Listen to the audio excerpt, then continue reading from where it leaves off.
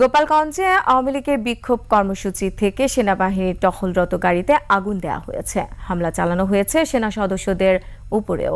এতে ৩ জন কর্মকর্তা সহ ৯ সেনা সদস্য আহত হয়। পরিস্থিতি নিয়ন্ত্রণে অতিরিক্ত সেনা মোতায়েন করা হয়েছে। গোপালগঞ্জ প্রতিনিধি একরামুল কবিরের সহায়তায় আরও জানাচ্ছেন মাহিয়া রহমান।